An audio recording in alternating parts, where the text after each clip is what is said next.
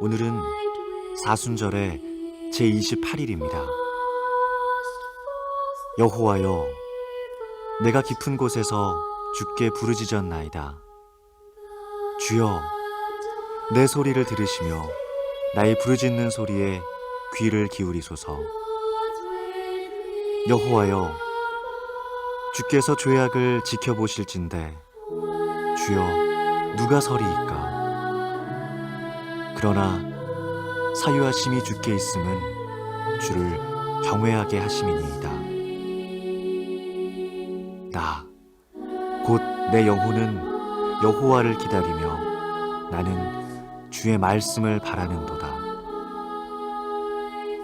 파수꾼이 아침을 기다림보다 내 영혼이 주를 더 기다리나니 참으로 파수꾼이 아침을 기다림보다 더하도다. 은혜로우신 주님, 우리가 깊은 어둠에 빠져 있을 때 우리를 찾아오소서. 우리를 찾아주시고 당신의 능력으로 우리를 구원하소서. 그리고 당신이 구원을 베푸실 때까지 기다릴 수 있는 인내와 믿음을 주소서.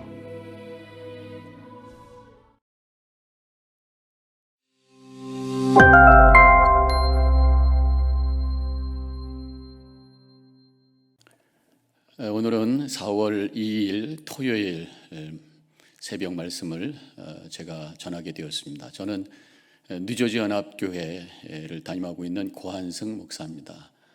이번 사순절을 통해서 많은 은혜가 있으시길 축원합니다. 성경 봉독하겠습니다. 마가복음 2장 13절로 18절까지 있는 말씀 봉독합니다. 예수께서 다시 바닷가에 나가심에 큰 무리가 나왔거늘 예수께서 그들을 가르치시니라. 또 지나가시다가 알페오의 아들 레위가 세관에 앉아 있는 것을 보시고 그에게 이르시되 나를 따르라 하시니 일어나 따르니라. 그의 집에 앉아 잡수실 때에 많은 세리와 죄인들이 예수와 그의 제자들과 함께 앉았으나 이는 그러한 사람들이 많이 있어서 예수를 따름이러라. 바리새인의 서기관들이 예수께서 죄인 및 세리들과 함께 잡수시는 것을 보고 그의 제자들에게 이르되 어찌하여 세리 및 죄인들과 함께 먹는가? 예수께서 들으시고 그들에게 이르시되 건강한 자에게는 의사가 쓸데없고 병든 자에게라야 쓸데있느니라. 나는 의인을 부르러 온 것이 아니요 죄인을 부르러 왔노라 하시니라. 아멘. 예수님께서 공생애를 하실 때에 소위 3대 사역을 하셨다, 이렇게 우리가 알고 있습니다. 그 3대 사역의 근거가 되는 성경 구절이 마가복음 4장 23절이죠. 예수께서 온 갈릴리에 두루 다니사 그들의 회당에서 가르치시며 복음을 전파하시며 백성 중에 모든 병과 모든 약한 것을 고치시니. 교육, 선포, 치유, 이 세 가지가 바로 예수님께서 공생애 3년 동안 하셨던 사역이라고 하는 것을 이 구절을 통해서 알 수가 있습니다. 오늘 우리가 마가복음 2장을 읽었지만 앞장 마가복음이 시작이 되는 1장에서 그 예수님의 그 3대 사역이 골고루 이렇게 나와 있는 것을 알 수가 있습니다.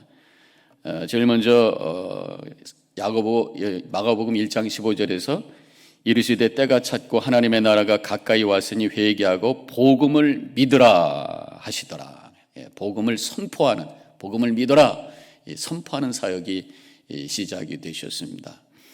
그러고 나서 가르치시는 사역으로 이어지고 있는 것을 보게 돼요. 마가복음 1장 21절 그들이 가버나움에 들어가시니라. 예수께서 곧 안식일에 회당에 들어가 가르치심에, 예수님은 랍비셨어요. 레바이. 랍비는 이 가르치는 그런 사역을 하는 분이잖아요. 예수님께서 이 회당에 들어가셔서 말씀을 가르치십니다. 그 외에도 보면은 기회 있을 때마다 말씀을 가르치셨던 분입니다. 비유를 통해서 또 질문과 대답의 형식으로 다양한 형식으로 참 말씀을 잘 가르치셨던 분이죠. 그래서 많은 사람들이 그 말씀 듣기를 좋아했고 예수님도 기회 있을 때마다 가르치셨다고 하는 것을 알 수가 있어요. 그리고 이제 1장 계속해서 마가복음 1장에 보면은 이어서 치유의 사역을 하고 계십니다. 1장 그 뒷부분에서는 예수님의 그 치유의 사역이 계속해서 이어지고 있는데, 회당에 들어가서 말씀을 가르치실 때 귀신 들린 자가 그곳에 있었죠. 그래서 귀신을 내쫓는 그런 사역을 하셨습니다. 그 이후에 베드로의 장모가 열병에 걸려서 그 집에 방문해서 그 육신의 아픔을 고치시는 바로 힐링의 사역, 치유의 사역을 하셨다고 하는 것이에요. 이렇게 선포와 가르침과 치유의 사역, 세 가지를 하셨던 예수님, 2장에 와서도 또 예수님의 사역이 이어지고 있는데, 오늘 봉독한 말씀 그 앞부분에서는 예수님께서 치유에 대한 사역을 먼저 시작하십니다. 중풍병자가 있었는데 친구 넷이서 그 중풍병자를 데리고 지붕을 뚫고 예수님 앞으로 내려놓고, 그래서 예수님께서 치유해 주시는 그 사역을 하게 되죠. 그러고 나서 이제 오늘 본문의 말씀이 시작이 되는데, 13절에서 예수께서 다시 바닷가에 나가심에 무리가 나왔거늘 예수께서 그들을 가르치시니라. 다시 이 가르침의 사역, 티칭의 사역을 시작하시고 힐링하셨고 이 티칭을 하시고 계십니다. 그런데 예수님의 그 가르침은 랍비시기 때문에 가르치는 사역을 참 탁월하게 하셨던 분이죠. 그 사람들은 예수님의 말씀 듣기를 굉장히 좋아했던 것 같습니다.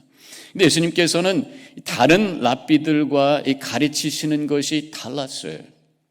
마가복음 1장 22절에서 무사람이 그의 교훈에 놀라니 이는 그가 가르치는 것이 권위 있는 자 같고 서기관들과 같이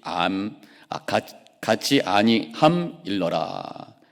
다른 사람들과 다른 권위가 있었다는 것이에요. 똑같은 말을 해도 누가 하느냐에 따라서 와지는 감흥이 달라요. 그 사람에 대한 어떤 권위에 따라 다릅니다. 그냥 길 가는 사람이 하는 얘기하고 대통령이 하는 얘기하고 이 말에 대한 비중이 다르잖아요. 똑같은 랍비지만 우리 예수님은 하나님께서 이 땅에 몸으로 입고 오신 그분이시기 때문에 그분의 말씀 속에는 엄청난 영성이 들어가 있어서 듣는 사람들이 감흥이 달랐다고 하는 것이 권위 있는 말씀을 선포하셨습니다. 더 나아가서 우리 예수님께서는 이 율법에 있는 말씀을 종합하고 초월하는 그런 메시지를 주셨어요. 율법만 설명하는 정도가 아니라 그것을 종합하고 그 이상의 새로운 계명을 주시죠. 그래서 요한복음 13장 34절에서 내가 새 계명을 너에게 주노니 서로 사랑하라. 이 사랑으로 율법을 종합시키고 율법을 초월하는 새로운 권위의 말씀을 선포해 주셨다고 하는 거예요. 차이가 있었단 말이죠. 또 한 가지 예수님의 가르침에는 뭐가 달랐는가? 그분에게는 치유의 사역이 함께 갔었다고 하는 거예요.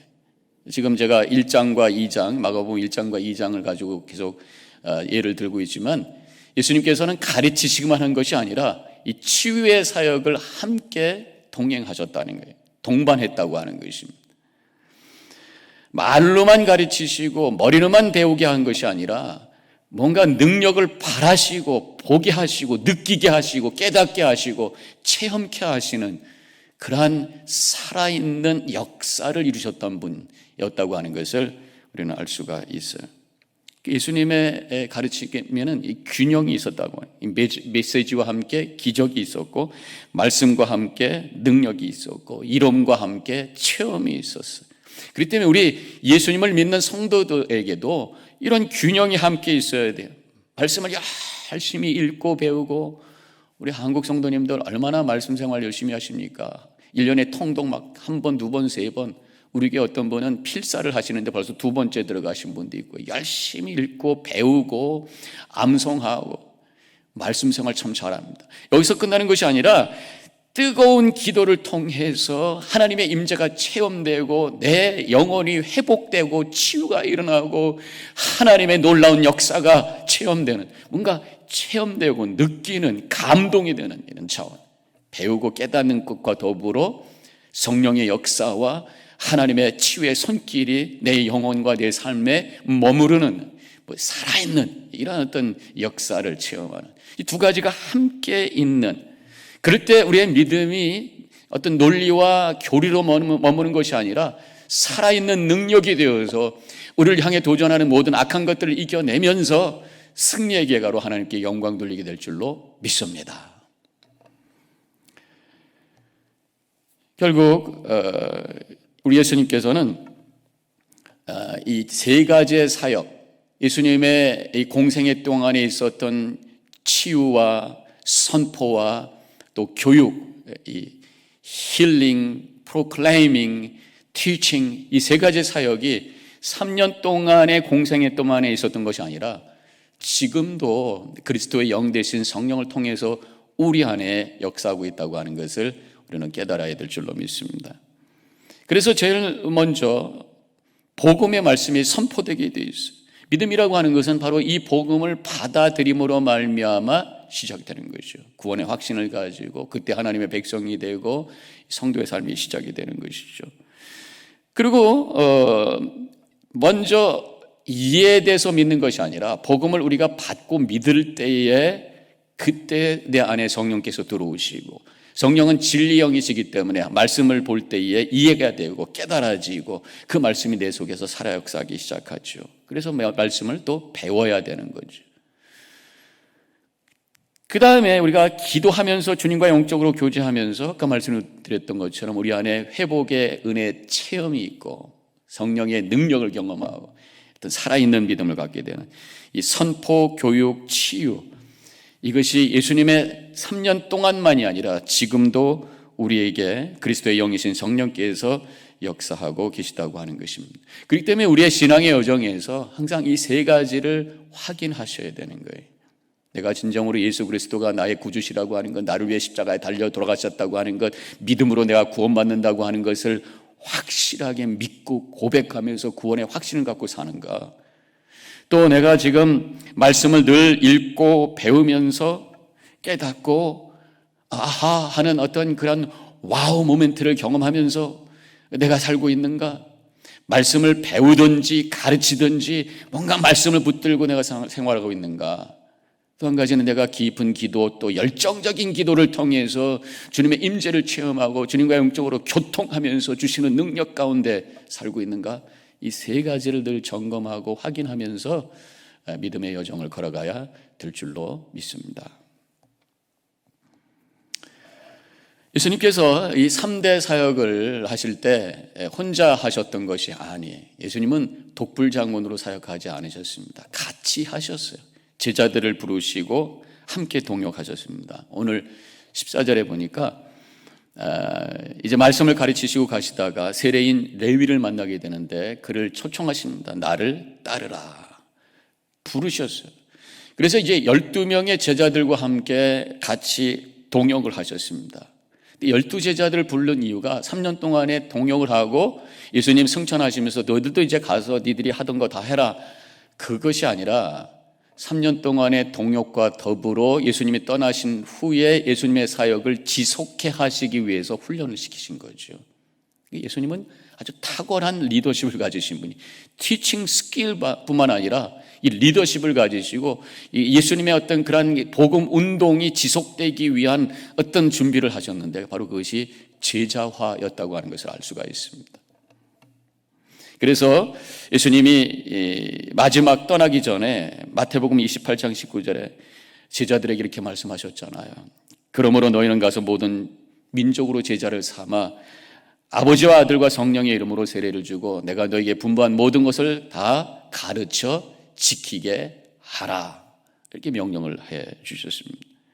제자들에게 계속 복음을 전하고 또 다른 사람들에게 예수님을 믿게 하고 제자들에게 이미 주셨던 말씀을 그들에게 가르쳐서 지키게 하는, 즉 예수님께서 제자들에게 너희들도 다른 제자들을 만들어서 삼아서 계속해서 제자 운동을 하라 명령하신 것이 바로 이 말씀이라는 것입니다.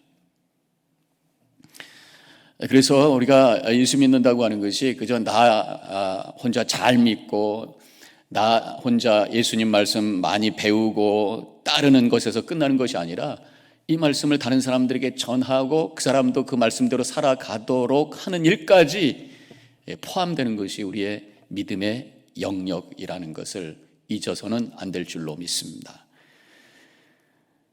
그래서 나로 인해서 다른 사람이 복을 받고 제자가 되도록 하는 것이 예수님이 나를 부르신 목적이에요. 우리는 복음을 전합니다. 복음의 씨앗을 던지는 것이에요. 근데 씨앗이 싹이 나고 열매가 맺게 하는 것은 우리 하나님이 하시는 거예요. 우리는 씨앗을 뿌려야 돼요. 복음 증거하는 것입니다. 또 한 가지 해야 될 것이, 이제 예수 믿겠다고 교회에 오신 분들이 계시면 그분들을 양육해서 제자로 만드는 일, 이게 우리에게 주어진 또 하나의 책임이라고 하는 것을 깨닫게 됩니다. 새신자가 이렇게 교회에 오면은 방치하면 안 돼. 새신자가 오면은 하나님께서 우리가 양육하라고 우리에게 보내주신 귀한 분들이구나, 이런 마음을 가지고 마음의 문을 열고 적극적으로 달려들어서 그분들을 양육해야 된다는 것입니다. 마치 부모가 자녀들을 키우는 것처럼 양육이라고 하는 것은 말씀과 더불어 사랑을 가지고 품어주면서 영적으로 성장할 수 있도록 도와주는 일이 바로 양육 아니겠어요? 그래서 교회는 양육하기 위한 두 개의 시스템이 있습니다. 우리 모든 한인교회에 있는 거죠. 한 가지는 속회 혹은 소그룹, 어느 교회는 셀, 목장, 이름이 다양합니다만은 소그룹을 통해서 하나님의 사랑으로 양육하는 거예요. 또 한 가지는 성경 공부, 교회마다 다 성경 공부가 있습니다. 성경 공부 또 어떤 그런 커리큘럼이 있고 시스템이 있을 거예요. 말씀을 가르침으로 말미암아 양육하는, 이 말씀과 사랑, 돌봄과 교육, 이 두 가지가 함께 돌아갈 때에, 그때에 바로 그 영혼들이 성장하게 되고 양육받게 되고 제자로 세워지는 역사가 일어나는 것입니다. 우리 교회마다 이런 제자화의 역사, 심령이 양육되어서 성장되는 역사가 임하시기를 주님의 이름으로 간절히 축원합니다. 예수님께서는 다시 말씀으로 들어가 보면 이 선포, 교육, 치유 3대 사역 하셨던 분이에요. 그렇지만 일만 하시는 분이 아니라 보면은 함께 교제를 굉장히 좋아하셨던 분입니다. 오늘 본문에 보면 15절에서 그의 집에 앉아 잡수실 때에 많은 세리와 죄인들이 예수와 그의 제자들과 함께 앉았으니, 이 성경에 보면은 식사하는 장면이 많이 나와요. 예수님은 사람들과 어울리는 것을 굉장히 좋아하셨던 분입니다. 혼자 이렇게 권위적이시고 고고하셔서 저기 멀리 계신 그런 돛 닦는 분이 아니라 함께 같이 먹고 마시고 즐기는. 그래서 예수님 당시에 유대교 지도자들이 예수님을 막 뒤에서 흉을 보는데, 먹고 마시고 즐기는 것을 탐하는 자, 막 그렇게 흉을 봤던 것이 복음서에 나와 있잖아요. 그렇게 예수님께서 교제하는 것을 좋아했다면 바로 우리 성도들도 성도들과 함께 교제하는 것이 중요하다고 하는 것을 알아야 돼요. 교회 안에서 이 펠로우십, 코이노니아, 그냥 먹고 노는 이런 게 아니라 거룩한 교제, 말씀을 나누고 서로 은혜를 나누고 성도의 교제를 나눌 수 있는 이 코이노니아가 우리 교회 안에 굉장히 중요하다는 거죠. 바로 속회가 그런 역할을 하는 거 아니겠습니까? 대부분의 교회가 한 달에 한 번씩 예배 때에 성만찬을 합니다. 저희 교회도 그렇게 좀 하고 있는데, 성만찬은 예수님의 십자가를 기억하고 나를 위해서 찢기신 몸과 피를 고백하면서 회개하고 구원의 은혜를 감사하면서 찬양하는 시간이면서 동시에 천국 잔치, 천국의 거룩한 식탁을 함께 나누는 시간입니다. 바로 성도들은 함께 주님과 함께 거룩한 음식을 나누는 축제의 공동체라고 하는 것을 다시 한번 고백하는 시간이 바로 성만찬인 거예요. 물론 예배 시간에 우리가 성만찬을 하기 때문에 거룩하게 조용하게 하지만 사실은 기뻐하면서 찬양하면서 춤을 추면서 할 수 있는 그런 분위기가 돼도 된다는 거죠. 거룩한 기쁨이 있는, 그것이 바로 성만찬. 이 성만찬이 있다고 하는 것, 이 성만찬을 중심으로 한 공동체라고 하는 것이 바로 우리가 교제가 얼마나 중요한 것을 이 성만찬을 통해서 확인하게 됩니다. 요즘 참 안타까운 것은 이 팬데믹으로 말미암아 이 교제하는 것이 어렵잖아요. 저희 교회는 이제 3월 달부터 아직은 식사를 하지는 않지만 교제를 시작합니다. 토요일 새벽기도 끝나고는 또 속회 중심으로 아침 다과도 나누고요. 3월 첫째 주에 속회 리더들이 모여가지고 수십 명이 같이 이 아침을 먹는데 제가 너무 감격스러워가지고 사진을 찍어가지고 속회 지도자 단톡방에 올려가지고 그렇게 사진을 올리고 제가 기뻐하는 그런 표현을 했던 적이 있습니다. 하나님께서도 기뻐하시는 줄로 믿습니다. 이렇게 교회는 함께 축제하는 공동체, 여기저기서 모여서 하하호호 함께 음식을 나누고 또 서로를 위해서 기도해주고 축복해주는 이러한 만남이 있는 거룩한 교제가 있는 그곳이 우리 교회가 되어야 될 줄로 믿습니다. 천국의 공동체, 천국의 만찬을 하는 공동체, 이게 바로 교회예요. 그런데 오늘 말씀해 보니까 예수님께서 교제를 하시고 식사를 하는데 좀 다른 사람들과 다른 게 있었어요. 사람들은 주로 편한 사람, 가까운 사람들하고 식사를 합니다. 근데 예수님은 오늘 성경에 보니까 세리와 죄인들과 식사를 같이 하셨다고 그럽니다. 사랑과 격려가 필요한 사람들에게 다가가서 식사를 하신 거예요. 사실 당시의 분위기로는 함께 있으면 불편해야 마땅한 사람들이, 이 세리와 죄인들 상종하지도 않아요. 그래서 지금 바리새인들이 예수님을 향해서 공격하고 있잖아요. 어떻게 세리와 죄인들과 식사를 하느냐 그러면서 예수님을 지금 뒤에서 공격하고 있어요. 우리 예수님은 그러한 분이십니다. 하나님, 이 땅에 오신, 육신으로 오신 예수님, 고아와 과부와 나그네를 돌보라고 하셨던 그 하나님, 예수님은 이 땅에 오셔서 소외된 자, 죄인으로 다른 사람들이 거부하고 있는 그 사람들을 함께 만나시고 함께 대화하시고 식사하시는 그 하나님, 그 예수님. 식사는 내가 불편하다고 생각하면 못해. 불편한 사람하고 식사했다는 체합니다.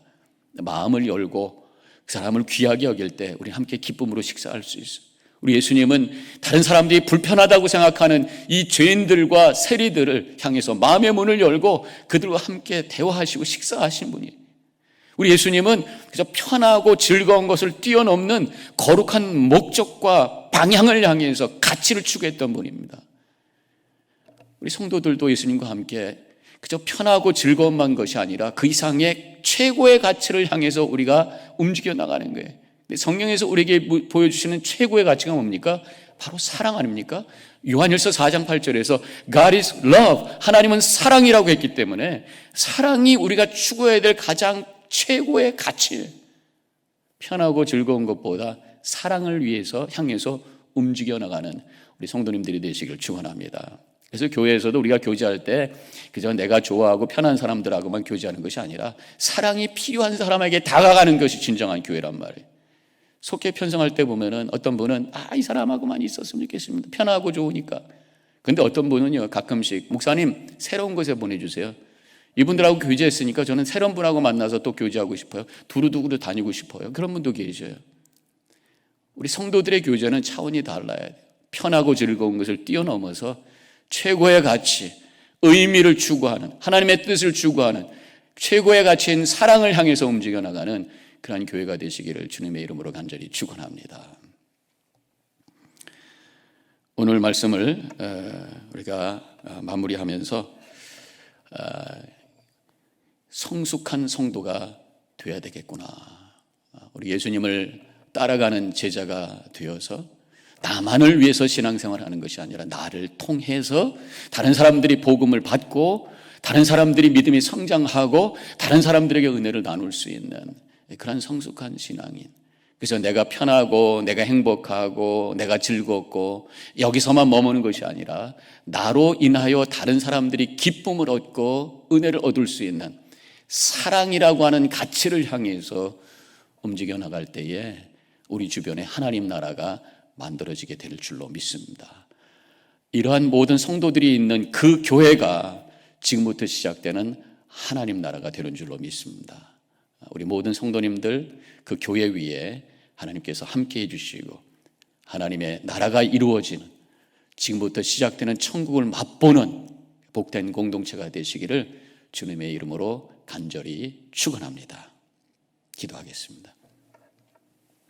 하나님 감사합니다.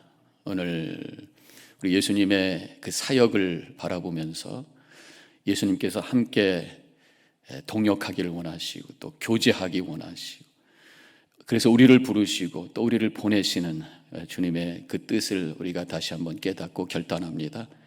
우리를 통해서 복음이 흘러가고 사랑이 흘러가고 그래서 우리가 있는 그곳에 하나님 나라가 세워지고 하나님이 영광 돌릴 수 있는 복된 삶을 살아가게 하여 주시옵소서. 우리 모두가 소속되어 있는 그 교회마다 하나님의 임재가 있고 기쁨이 있고 사랑이 넘치는 지금부터 시작되는 하나님의 나라가 세워지는 모든 교회 되게 하여 주옵소서. 감사하며 축복하며 예수님의 이름으로 기도합니다. 아멘.